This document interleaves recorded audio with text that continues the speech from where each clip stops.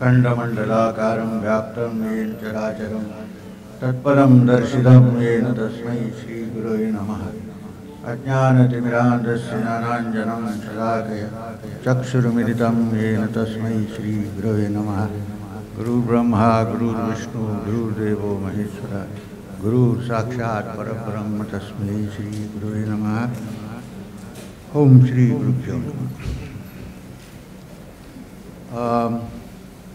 So, I'm going to talk in English. First of all, namaskar to all the dignitaries and to all the friends, brothers and sisters sitting before me. Unfortunately, I cannot talk in Oriya because I don't know the language much. The title of the talk given to me today is Vedanta in daily life. So there are two things to be described, and I'm going to put both together. One is Vedanta. So if you want Vedanta in daily life, you should know Vedanta first. Vedanta. And what is daily life? What do we mean by daily life? If you think daily life is getting up in the morning, having a cup of tea, breakfast, dinner, go do your job, come back home and sleep, is that daily life? Or is there something more to this? Plus, when you say Vedanta, is Vedanta confined to caves in the forests? Or is Vedanta confined only to those who wear the saffron robe and all the sannyasins? Also, it applies to them also. Or is Vedanta meant only for a special kind of person? Or is Vedanta possible to understand for you and me? I mean, this is the topic I need to look at first, and then we will go into how it can be applied to daily life. Now the word Vedanta, let me explain. Why am I explaining this? Because people have different ideas about what this word means. Vedanta is, by the word definition, Veda Anta, end of the Vedas. So there is a body of literature which comes at the end of the Vedas, which describes the inner aspects of what the Vedas are trying to teach us. Now, before I go into that deeply, I want to say that Babaji, my master, Maheshwarnath Babaji, has given me the task of taking Vedanta to normal people. When I say normal people, people who don't follow any particular brand. While brands are important, but sometimes there may be, like you have a medicine which you buy because it comes from a particular brand, right? It may not be the right medicine. Why? Because we are looking for the brand, not for the effectiveness of the medicine. So in the same way, Babaji said, take it to the I said, Babaji, it is very difficult for, you know that, I know that, for Upanishads, for instance, to be taught to. He said, no, aisa nahi hai bacche, he said. He said, sulabh hai, tum unko samjhao. So which is why I am doing this job. So today I am before you mainly for that. Okay, now let's define Vedanta. So as I said, it's called Vedanta practically because it falls at the end of the Vedas. So when we say Vedas, I know you would want to go into deeper aspects, but many, unfortunately, people don't know much about what's going on. So let me explain a little bit. In the ancient times, the wisdom that this country possesses, whose source is this country, this Bharat from where this has come, but which applies to universal humanity, not only to one particular sect or a particular section, but applies to all humanity, because the Vedas declare loka samasta sukhino bhavantu. No, loka samasta sukhino bhavantu includes not only this world but all the lokas. This world, according to me and according to the many great Rishis, is just one small speck of the entire universe, which is called the lokas. This is only bhuloka. Right. So, it's universal in its application, but we should not forget the fact that it originated in this country. If the moment you miss that, then you may grow economically, you may do many things, but if the spiritual element disappears from this country, everything is lost. Because it is the essence of our whole civilization, and from there it has spread now to the whole world. Okay. Having said that, in ancient times, the wisdom that is contained in the Vedas was scattered. Nobody knew where to find, how to bring an order to these. It appeared manifested in the minds of the great Rishis when they were in a high state of consciousness. So, many Rishis understood many things and they were all together put in one. Nobody had any order on where they came from or how to identify them. Then came the great Rishi Vyasa. He is called Veda Vyasa because he compiled the Vedas and split them into 4, starting with Rig, Yajur, Sama and Atharvana. Right. Having done that, he also wrote other things like Mahabharata and the wonderful Srimad Bhagavad and so on. And of course, the toughest part of Vedanta, which is Brahma Sutras. And of course, the Bhagavad Gita. All this is Vedanta. Now, why do you then call it Vedanta at the end of the Vedas? Because Vyasa divided it into 4 Vedas. Let's take one Veda, for instance. Let's take the Sama Veda, part of Vedanta. Why did I say Sama Veda? Because in the Bhagavad Gita, when Krishna talks about his Mahimas to Arjuna, where he says, I am among the mountains, I am the Meru, among the Achalas, I am the Himachala, among the Munis, I am Kapila, and so on. When he comes to the Vedas, he says, among the Vedas, I am the Samaveda. Samavedosmi is the actual word used. So I just thought we'll start from there. Not enough to finish any of the Vedas in 1 hour, but I'm just trying to encapsulate.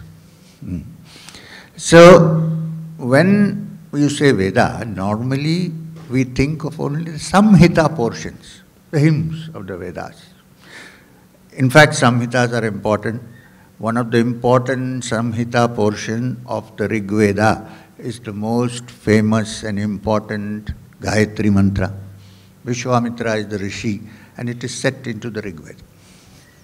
Right? So, these are the Samhita portions. Now, when you actually say Veda, it means reading, understanding, studying. After the Samhita portions, in every Veda, there comes one portion called the Brahmanas. What do the Brahmanas do? They are the ceremonial portion of the Vedas. Which mantra to be used to where, for what purpose, what havans to be performed, this is discussed in the Brahmanas in detail. In fact, some of the most detailed explanations come in the Atharvana Veda. And then we have another portion called the Aranyaka. Now, Aranyakas is that portion of the Vedas that were taught in the forest academies. Aranya means forest. Even today, if you have a big university, you need to have a lot of trees and plants and a lot of forest-like atmosphere because it also increases oxygen. And it makes you still think that you are sitting under the trees and studying from the Rishis. We had such universities, Nalanda, Takshashila, all destroyed, gone. They say not a book was left when Nalanda was destroyed. Yet, it shows the resilience of the people of this country, that their wisdom remained somewhere. Maybe hidden, but it remained. Nothing could stop it and nothing could finish it off because it is eternal philosophy. It is not ordinary. So anyway, let's not go into that. It was a bad chapter. Now we have recovered and moving forward, I hope. So, after the Aranyaka, when you read the Aranyaka portion of the Vedas, you will find that slowly they go on into the Upanishads. In fact, some of the Upanishads are also called Aranyakas.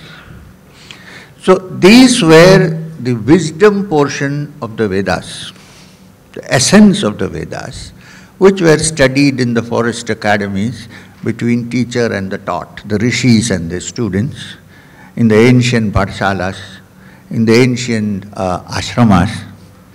Now please remember that in these ashramas were not only full of sannyasins, householders also went, grihasthas. In fact, if you look back into the sannyas is a great stat. I am not saying anything about that, but rare. If you look back into the Vedas, every rishi, show me one sannyasin among the rishis. Start with Vishwamitra. But Adi Shankara started this monastic order. I mean, it was already here and there. He codified it and made it into, just like Veda Vyasa did to the Vedas. He said that unless we have a select group of people studying and teaching this knowledge is bound to disappear, so it was created. True.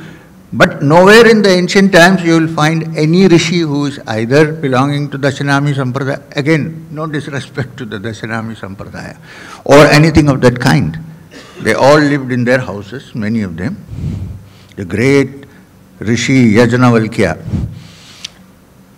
who appears many times in the Brihadaranyaka Upanishad, in fact had two wives. I am not advocating that, one is enough.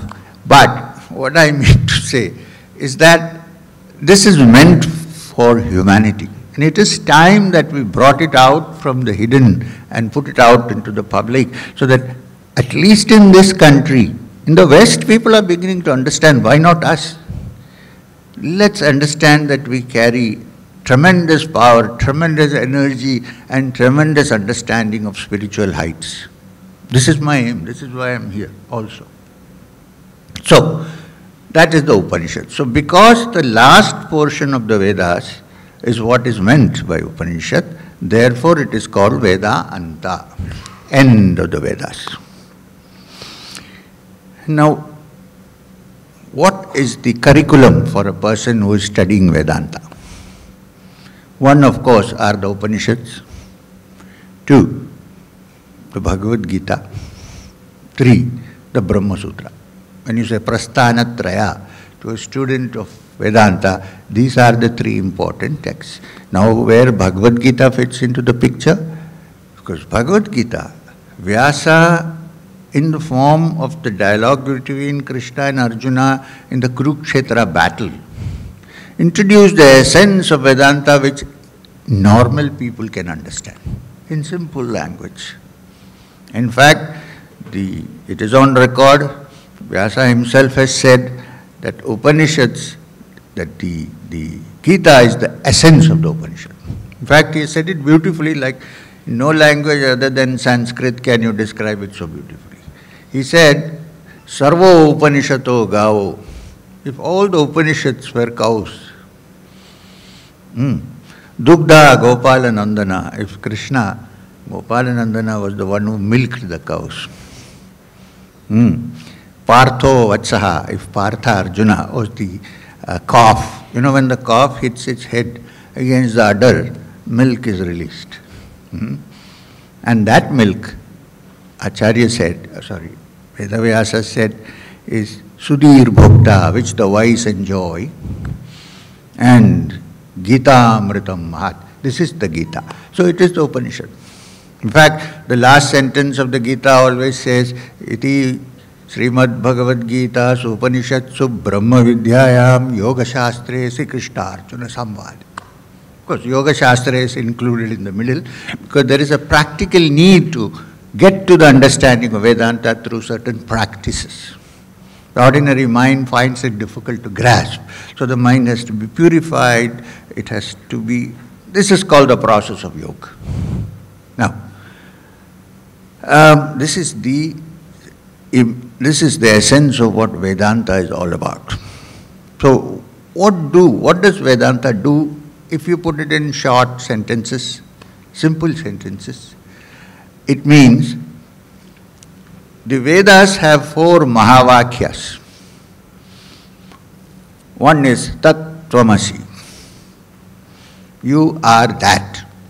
Now we think we are this, right? Tat Tvamasi, you are that. Ayam atma brahma, my atman is Brahman. These are the Mahavakyas from the Vedas. Prajnanam Brahma. Brahma is effulgent consciousness. Brahman, not Brahma the creator, but the supreme Brahman. And now the last one, pretty dangerous statement, Aham Brahmasmi.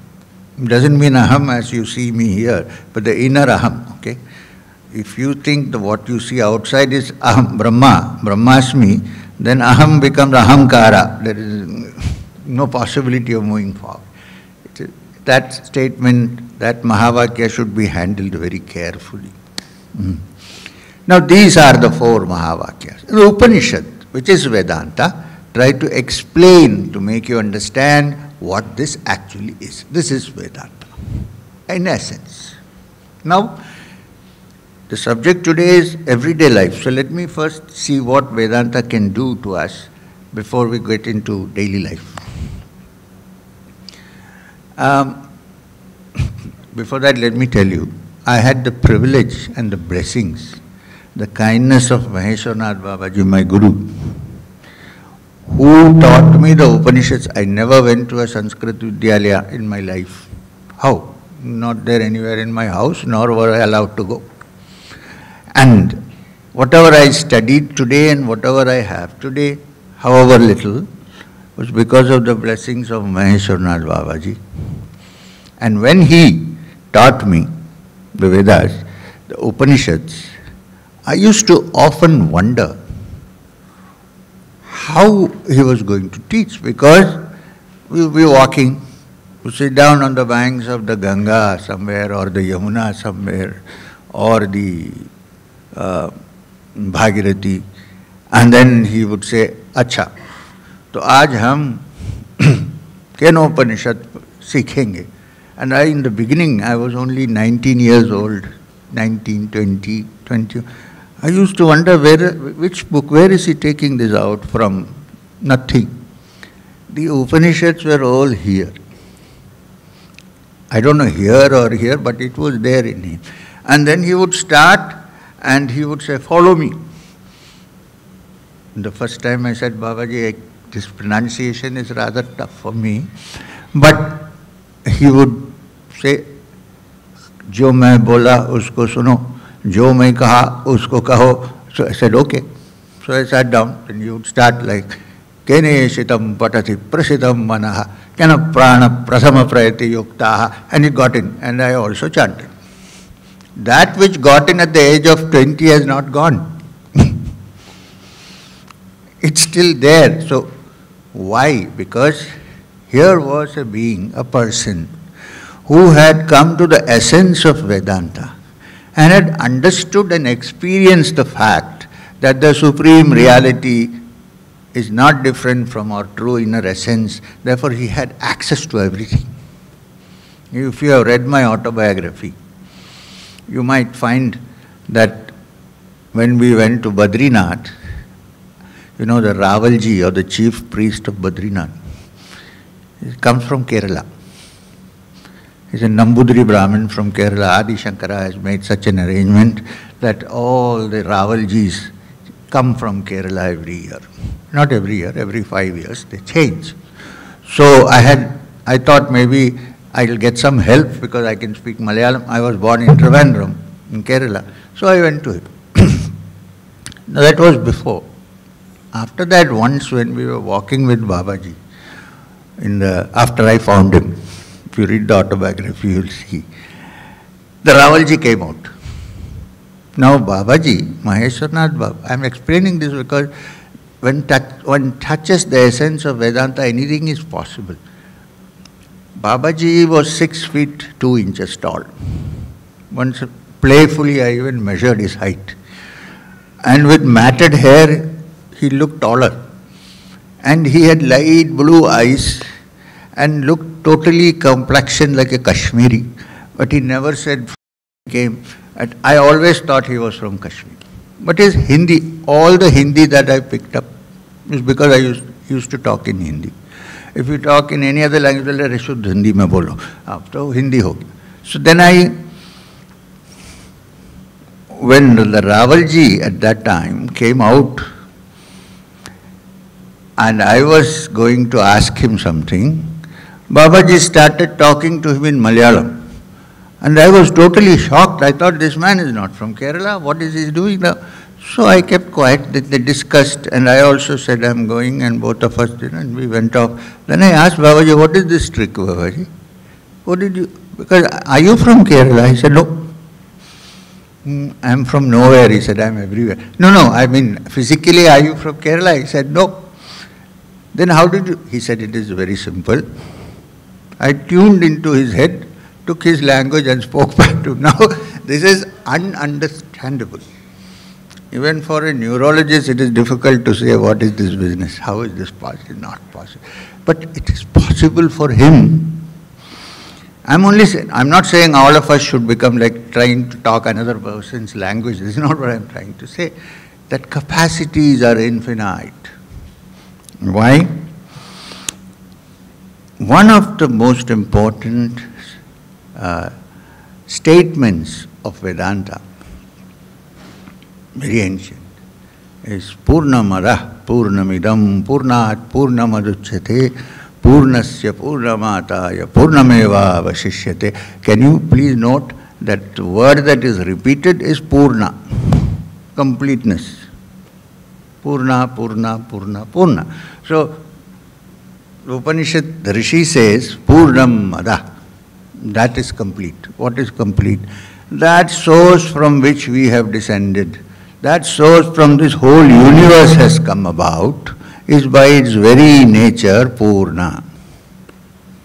Now the second statement we may not agree. You may say, oh, that may be Purna, we don't know. Poornamidam. I said, this is not Purna. It is always incomplete. Physically incomplete. As far as the mind is concerned, you all know how incomplete it is. The whole of civilization is a human being trying to complete something, trying to expand, try to feel, now I have completed. But it never comes to a rest, it goes on and on and on. Why? Because deep down, there is this understanding that there is a Purnata somewhere. But we think that Purnata can be attained by gathering things outside. That we all want to be Purna, complete, full, is understandable. But that problem is that we try to find it in the outside world, which never happens. So we go on endlessly till, you know what, till we breathe our last. And then it is too late, we can't do anything. The air is gone, finished. Then we stop, because we can't work.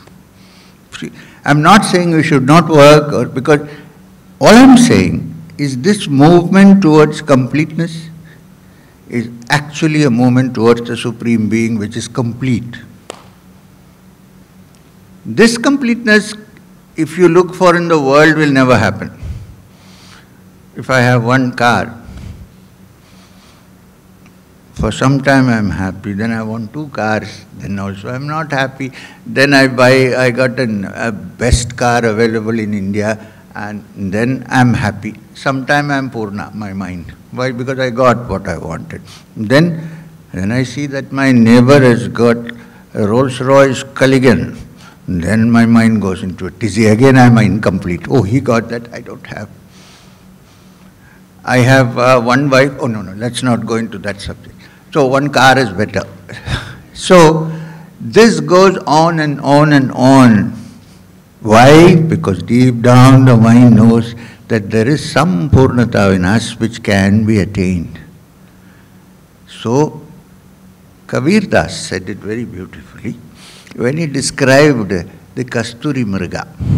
You know, there is a deer which is called the Kasthuri Mriga, musk deer, lives in the Himalayas, like all good things. And there, in a certain season, it has a gland under its belly which gets filled with Kasthuri. You know what is Kasthuri? Musk. And there's a fragrance in the air, sugandh, all over. The deer also smells it, but he thinks that it is coming from somewhere else. Then he goes looking for it here and there, until he puts his snoot into thorny bushes, bleeds, but does not know that the fragrance is coming from under his own belly. Kabirdas said that is the state of the human being. We are looking for that Purnata outside, when the Purnata actually is inside. And that Purnata is the Supreme Brahman, of whose essence, a little bit of his essence is in our hearts. Every human being. To put it in short, this is the essence of Vedanta. This is the meaning of the Mahavakya. Ayam, atma, brahma. My atman is Brahman. Then people ask, so why do we worship gods in other form? Because all the gods that are there in the pantheon, they were all visions which the great Rishis had of the manifestations of divinity. And when you talk about avatars, even though they behave like human beings, they are not of human origin. They say that in Jagannath Puri, the main image of Jagannath, the Vigraha of Jagannath, still has a heart of Krishna. That is what they say. Now it is difficult for people to believe this because they think Krishna was a human being. We have to distinguish between a Rishi and an avatar. A person who is, the Rishis call an avatar, is not a human being, although he appears to be a human being and does many things that human beings do. Even a great yogi who has reached the essence of divinity, which is the Supreme Being, behaves like a human being but is really not. There is a difference. He recognizes what is inside. And because he recognizes what is inside, he also sees that in others. So even if others are not reached, he knows that inside every living being, while every human being also, of course, inside the heart and the core of every human being, there is a spark of the divine. Now, if that spark of the divine is in everyone, we are all moving, walking temples of God. There are temples outside which are not moving, but here are the moving temples of God. So when you serve humanity, you are actually doing seva to God. Swami Vivekananda called it Daridrya Narayana, one human being who is in Daridrya is worshipped by us by doing seva to him, not by waving an arati to this hungry man, but by giving him food, getting him to stand up and understand himself. When somebody asked Swami Vivekananda, can we go and teach Vedanta in the villages? He said, wait, what Vedanta will you teach to empty stomachs? He said, teach them how to stand on their own feet. Go there with maps, microscopes, telescopes, educate them. Let them stand on their own feet. Then they will recognize the power and the energy inside them. Then they will go up. This is seva. I am not saying that you should not go to temples. I go. I love to go there. Why? Because there Human beings go for only one purpose, worship. You don't go there and think of other things. That is also required. Although I know for a fact that the ultimate reality, as Vedanta says, is something which cannot even be spoken of. Yad vachana bhyutitam, and yet it is represented in different temples, in different forms by the great Rishis, in a certain form and in a certain, what we would call a axis of energy, which becomes very powerful when it is constantly worshipped by human beings. And if the prana pradishta was done by a great Rishi, it's a living thing.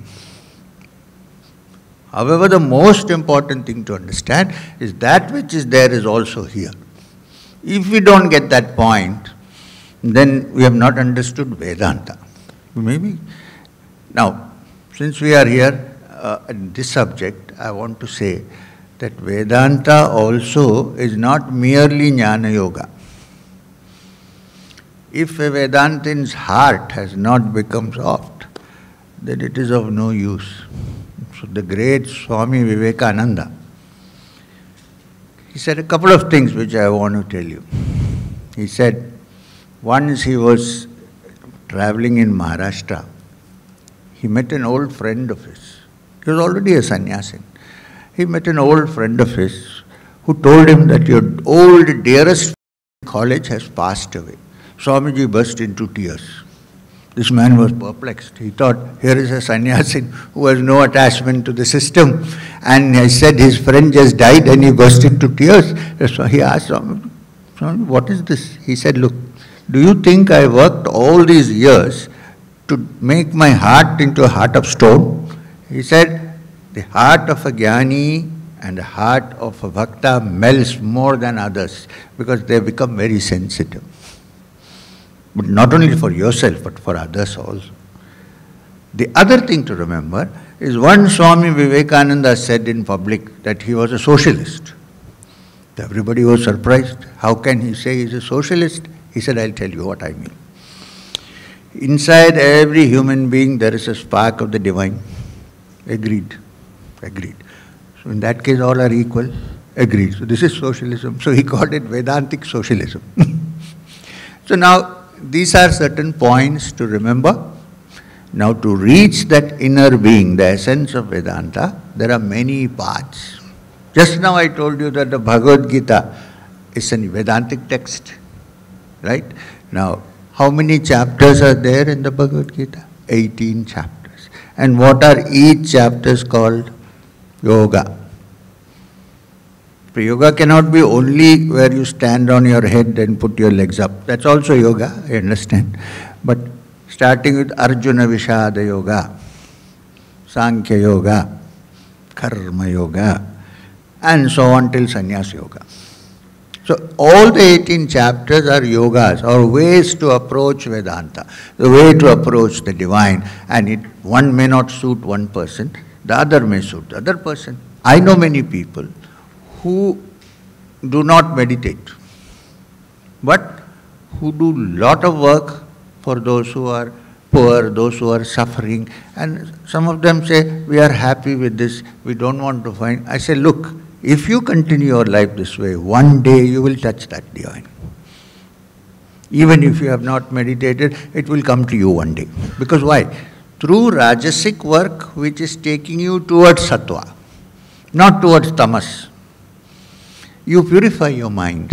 When your mind becomes purified, somewhere from somewhere somebody will come or something will happen and you will also go on to the spiritual path. So I said, I don't want to trouble you, don't meditate. You carry on with your work, provided it is selfless. Selfless work is a great purifying factor for the mind to understand the Supreme. Okay. Now, how is all this applicable to ordinary life? Look at me, I am also an ordinary man, right? I'm married, I have 2 kids who went through teenage, so we all have all these problems. I, of course, have one difference, that at the age of 9 I was blessed by a great being. I understand. Okay. However, I am like you. Do I wear any special clothes?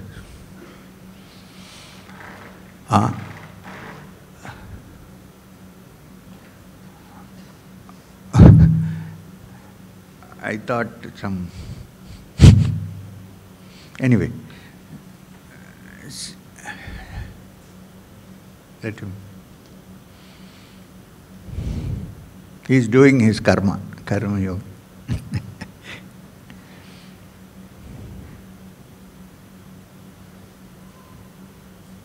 Right. So, how does this apply? Let me give you one example of a great being. Again, I'm never tired of repeating, Swami Vivekananda. How many years did he live? 42 years of his life.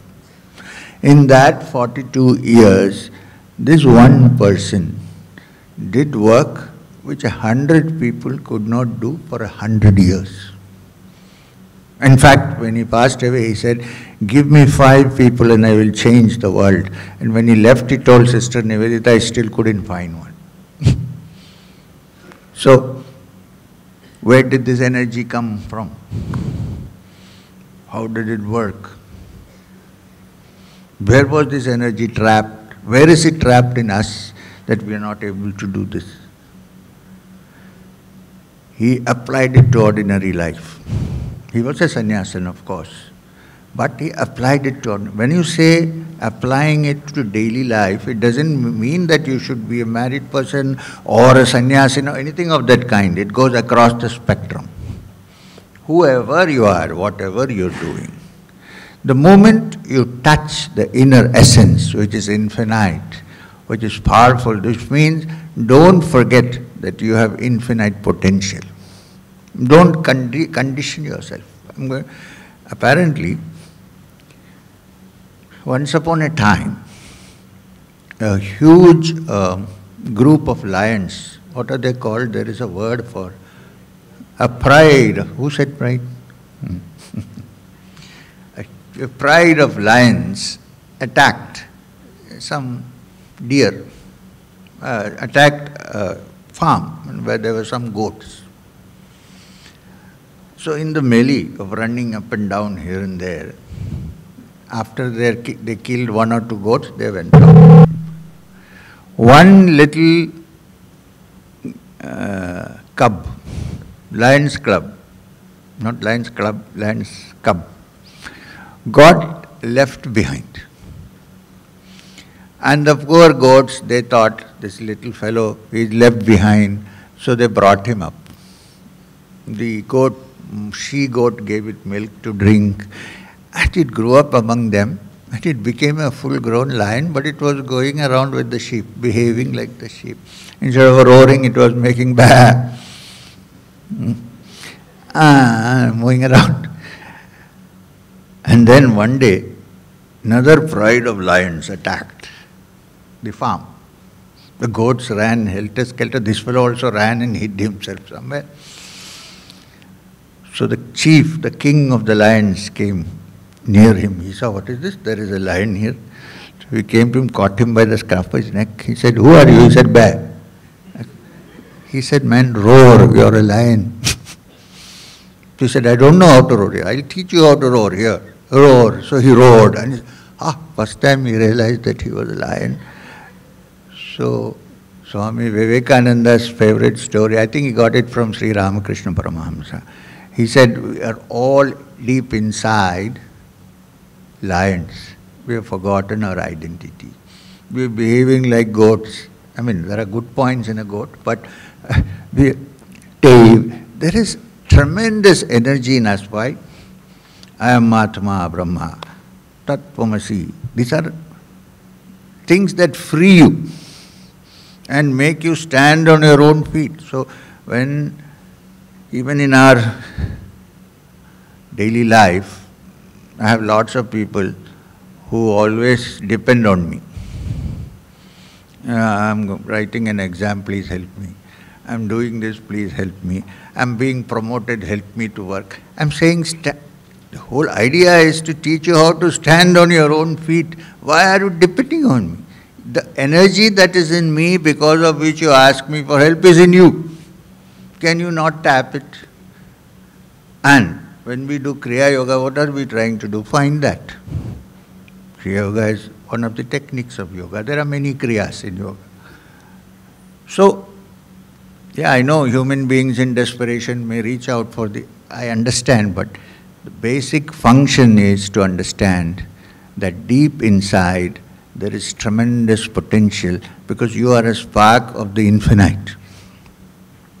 So, be proud of that. There is nothing, no harm in being proud of the fact that you are a part of the Supreme. We are human beings. A little bit of pride doesn't kill you. Donkeys don't have any pride, right? So let's have some pride in our traditions, in our ancient teachings, and in daily life let us understand that there is infinite scope in us which we condition by saying to ourselves, no, we are weak, we cannot do. You can do tremendous things if you apply your mind. Now, in daily life, if you keep this in mind and do your activities, then it is also possible that you will not slip into unlawful things which are normally not good for other human beings. You will not fall into it because you have to follow some yamas and niyamas. And the important niyamas are that you keep your mind clean and pure and don't have hatred and jealousy for others. You do your work. When you want energy, tap into your inner reality, which is the Supreme Being. And if you live that way, I think this world will become a better place. You will become a better person, and maybe at some point touch. I was talking to a very serious sadhak today, and he was saying, look, we have been doing the practices for many years, but we have not reached anywhere. We are honest. This is honesty. You should know where you stand. One shouldn't meditation for 2 months and say that I have become Ramakrishna Paramahamsa. We should know where we stand. Understand? So, if these points are kept in mind, I think we can move forward. And I'm not saying this because of I'm not affiliated to any political setups. I'm saying this, please be proud of the fact that you are in a country where the Vedas declare Amritasya Putraha, children of immortality. Keep this in mind wherever you go. I also travel abroad. I'm not attached to going abroad. When I go there, I see that I'm coming from a country which has everything that is required. We need only to move forward. Little more. So, keeping this in mind, the subject of today's talk is over. However, I don't know how much more time. We have 20 minutes. Now, as usual, as I always do in my satsangs, I am open to questions. So if somebody can give a microphone, and if anybody wants to ask a question regarding this subject, please don't ask me about my autobiography, because you already read it, so I can't repeat it again.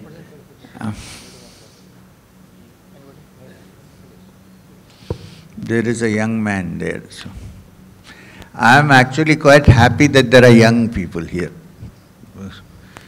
Future.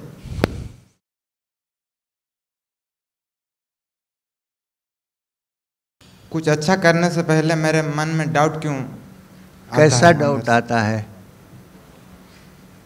कर सकता हूँ क्या नहीं, ये doubt? हाँ हाँ हाँ, ये कर सकता हूँ कि नहीं? हाँ हाँ, ठीक है.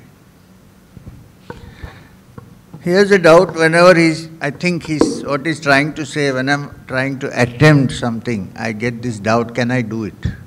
कर सकता हूँ क्या नहीं? Is that right? You must remember that Hindi में बोलूँ क्या अंग्रेजी में?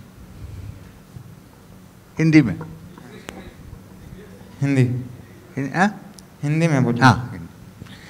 तो ऐसा है कि ये सोचना चाहिए कि कोई भी चीज़ आप अटेम्प्ट करोगे, पहले अटेम्प्ट करने के बाद ही आपको पता चलेगा कि मेरे से ये हो सकता है कि नहीं।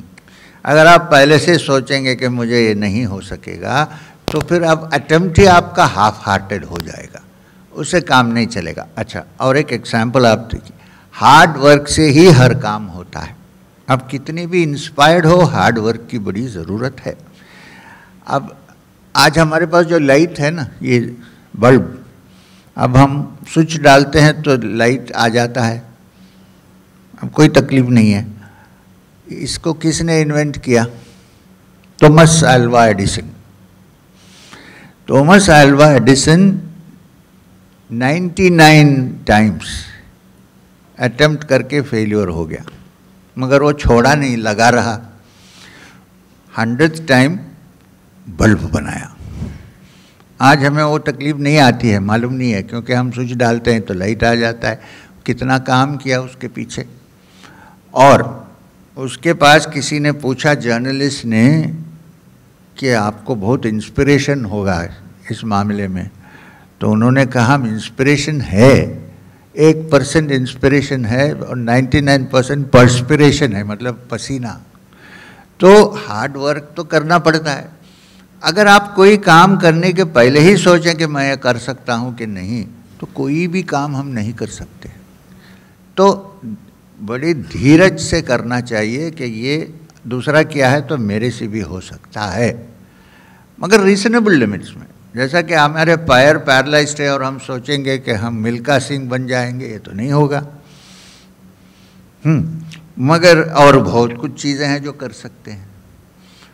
तो कभी अपने मन से लिमिट मत करना, सोचना कि इन्फिनिट एनर्जी हमारे पास है, मैं कुछ भी कर सकता हूँ।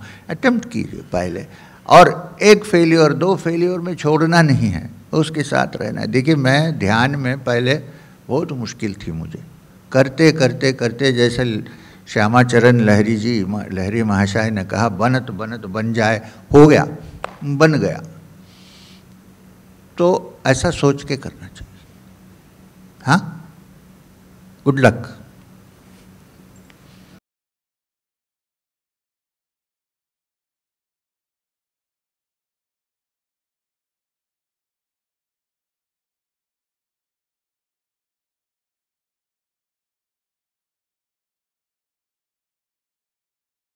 मेरा प्रश्न ये है कि आपने पिछले जन्म में एक साधु के रूप में जन्म लिया था और श्री गुरु जी के आप शिष्य थे। तो उस जन्म में आप समाधि में थे और एक मुस्लिम व्यक्ति ने आपके पास आया, तो आपको डिस्टर्ब हो गए। तो मैंने पहले आपको कहा, मेरी आत्मकथा से कोई प्रश्न मत पूछिए, तो आप उसको पढ़िए। ठीक है, कोई बात नहीं, बोलिए। तो गुरुजी, उस जन्म में भी आप समाधि में थे और इस जन्म में भी आप समाधि में जाकर के मोक्ष को प्राप्त किए हैं। तो उस जन्म के समाधि में और इस जन्म के समाधि में क्या डिफरेंस है? और आपने मोक्ष को इस जन्म में प्राप्त किया, तो मोक्ष को हम कैसे प्राप्त कर सकते हैं समाधि में जाकर के? धन्यवाद। देखिए, बहुत सारे लोग होंगे यहाँ जो मेरी आत्मकथा नहीं पढ़े होंगे, इसलिए जो इंसिडेंट आप रिलेट कर रहे हैं उनको पता नहीं होगा। मगर इतना मैं कहूँगा कि समाधि का प्रश्न जो आपने पूछा ना, कि वो समय की समाधि और ये समय की समाधि हर समय एक ही होती है, अलग अलग नहीं होती है। मगर अभी थोड़ा पहले से डेप्थ ज़्यादा है, इतना तो मैं कह सकता हूँ। क्योंकि उस समय जब जो आप बात कर रहे हैं, जो मैं बाबा जी के साथ था, महेश्वरनाथ बाबा जी की नहीं, हमारे जो मूल गुरु महावतार बाबा जी, जिसको हम श्री गुरु कहते हैं, तो उनका शिष्य होके वो कोई जन्म की बात आप जो कर रहे हैं, तो वो समय, उस समय भी मैं समाधि नहीं, मेडिटेशन में, ध्यान में बड़े डेप्थ से जाता था। मगर कुछ कुछ हमारे अंदर इम्प्योरिटीज़ थे।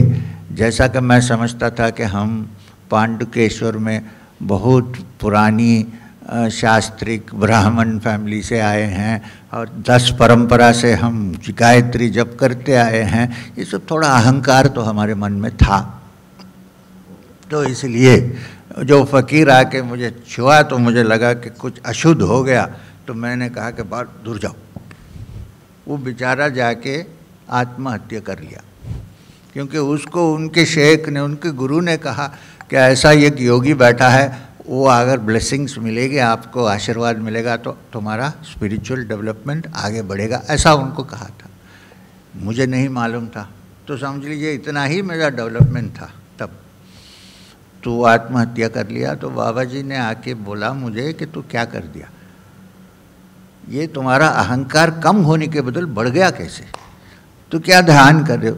तो फिर वो एक्सपीरियंस में वापस जाने के लिए उन्होंने कुछ कुछ किया और मैं फिर वापस आया।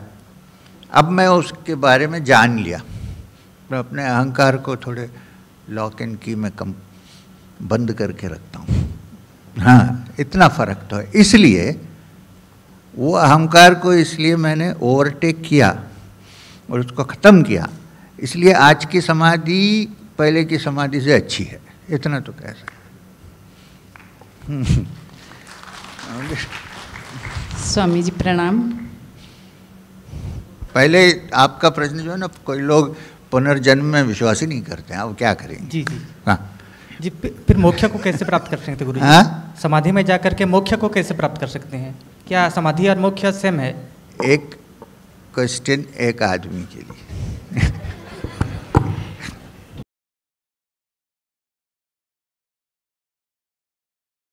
स्वामी जी प्रणाम। ये कहाँ से है? हाँ। Swami ji, when as a layman, suppose we want to go through the Upanishads, so is there any specific Upanishad we should start with? अच्छा, in English or in Hindi translation? Sir, any language, Swami ji. Okay. Now Sanskrit तो आप पढ़ नहीं सकते। English, Swami ji, better English. थोड़ा कुछ पढ़ते हैं संस्कृत? हाँ, yes, I. ठीक। तो before I answer your question, I want to say something. Please, आप भी बैठे हैं यहाँ, हर यूनिवर्सिटी में, हर स्कूल में एक पेपर संस्कृत का रखिए, क्योंकि ये बहुत, मुझे कभी कभी ऐसा लगता है कि हम अपने मूल भाषा को भूल गए और पूरे हमारा जो विजडम है, ज्ञान है, वो उसी भाषा में लिखा हुआ है, संस्कृत में लिखा हुआ है, और संस्कृत देव भाषा है, उसको हम भूलना नहीं चाहिए। मैं आपको बता रहा हूँ, बर्लिन यूनिवर्सिटी में संस्कृत के 3 चेयर हैं। हमारे यहाँ कितने हैं बताइए मुझे, आपको भी प्रिंसिपल साहब। मैं ये कह रहा हूँ, मैं ये गवर्नमेंट को भी पुश कर रहा हूँ कि भाई ऐसा इंट्रोड्यूस करो, ऑप्शनल करो, कंपल्सरी ज़रूरत नहीं है। अब हमारी स्कूल है, अभी मैं नाम नहीं बताऊँगा तो लगेगा कोई एडवर्टाइजमेंट कर रहा है, तो हमारे स्कूल में हम बच्चों को, ICSE ISC स्कूल है, बच्चों को स्पोकन संस्कृत सिखाते हैं, लघु भाषा, ऑप्शनल है, ऑप्शनल है, मगर 80% बच्चे उसको लेते हैं। और ये आपको सुन के ताजुब होगा आपको कि उसमें कोई स्टूडेंट्स हैं जो हिंदू भी नहीं हैं, क्रिश्चियंस भी हैं, मगर वो लेते हैं संस्कृत। क्यों? वो लघु भाषा में ना उनको अच्छा लगता है। संस्कृत, स्पोकन संस्कृत, अगर ग्रामर ले जाएं तो भाग जाएंगे लोग, बहुत मुश्किल है। पाणिनि का जो ग्रामर है वो जर्मन ग्रामर से भी टफ है, तो थोड़ा पढ़ के छोड़ देते, ये नहीं छोड़ते। कॉन्वर्सेशनल संस्कृत बन जाता है, तो उसके बाद क्या होता है, वो अपना ड्रामा बनाते हैं, अपना एक्ट्स, प्ले, सब कुछ बनाते हैं, तो धीरे धीरे वो समझ जाते हैं। तो ये भाषा हमको एनकरेज करना चाहिए। मैं तो ये, कोई भी गवर्नमेंट हो, मैं बोलता ही रहता हूँ कि संस्कृत को ऐसा मत देखिए कि ये कोई वर्ग का भाषा है, नहीं है। ये यूनिवर्सल लैंग्वेज है, कंप्यूटर लैंग्वेज है, उसमें कर सकते हैं आप। वैदिक मैथमेटिक्स, अब हमारे पूरी के शंकराचार्य हैं, उन्होंने कुछ 25 किताबें लिखे हैं वैदिक मैथमेटिक्स के, निश्चलानंद जी। ऐसा तो हमारे अच्छे संपर्क में है, उनके आइडियाज़ थोड़ा फ़र्क है हमारे, बड़े ठीक है, वो बड़े आदमी है। तो मैं इसलिए कह रहा हूँ कि संस्कृत को अब सिखाना चाहिए। अच्छा चलिए, उसको छोड़िए, अब आपका प्रश्न। If you want to start the study of the Upanishads, unfortunately many of the translations are a little complex. I can suggest 2. Swami Gambhirananda of the Ramakrishna Mission has written a beautiful translation and commentary on, I think, 5 or 6 Upanishads, principal Upanishads. Principal Upanishads are 11 in number. He has written, I think, 6 or 7. And then yours faithfully has also written some English translations of the Upanishad, but they are not written talks. Kena Upanishad, Ishavasya Upanishad, Mandukya Upanishad. I have talked on all of this shloka by shloka. Every shloka taken and explained. Ab usko, it has come now in book form. You can also go and look at that. Either look for Penguin editions or look for Magenta Press. दोनों एक दो एक में आपको मिल जाएगा. So please start with, if possible, the Ishavasya Upanishad. I would suggest. And then go to other Upanishads. It is short, it is also short.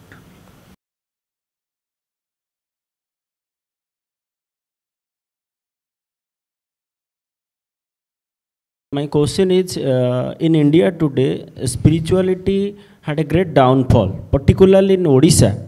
Odisha people cannot spiritualize themselves. They all are busy in material life. And you like Guru, not visiting village area. And we like people are not going to village area to teach them also spirituality. But today's topic is Vedanta in everyday life. So is there any possible that poor people can find this Vedanta in their life, and how we can spiritualize our Odisha particularly once again?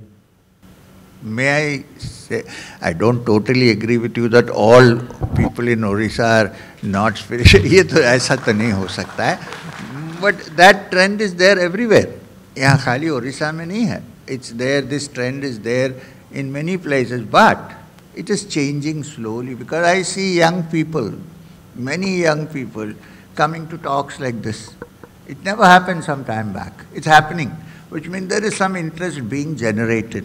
We need to sustain it. So to your question, if I would come here and go down to the public and talk about the Upanishad, I can get others to do it, and then come once in a while and sit with you all and have a cup of tea and work it out.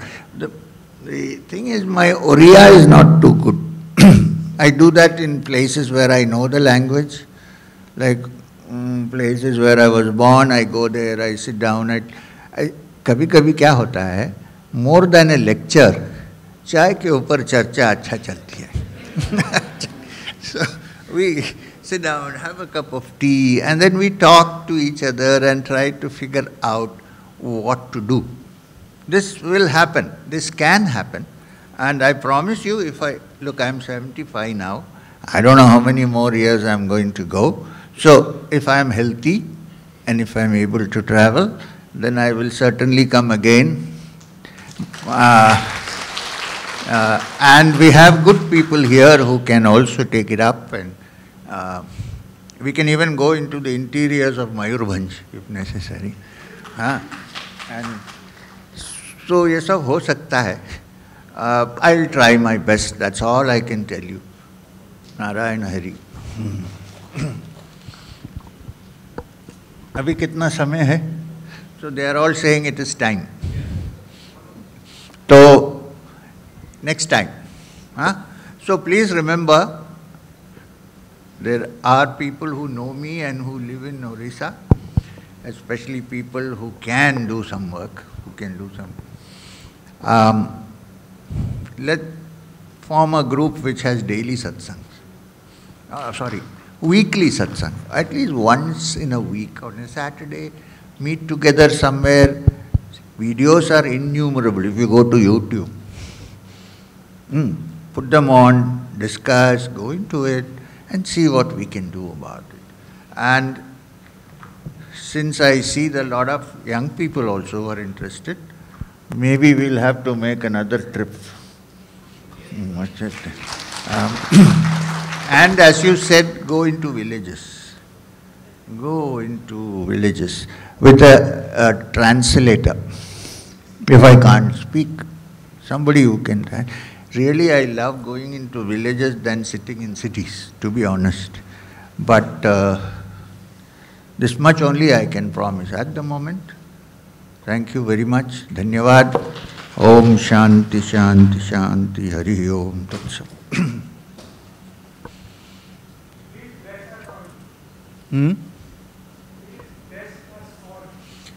I invoke the blessings of Sri Guru Babaji and Maheshwarnath Babaji and all the great saints who have lived. You live in a country where Sakshi Gopal is not far away, so Puri is not far away. So all blessings are there on you. Somebody said, we are not spiritual, you are sitting near Jagannath Puri. Okay. So, yes, thank you.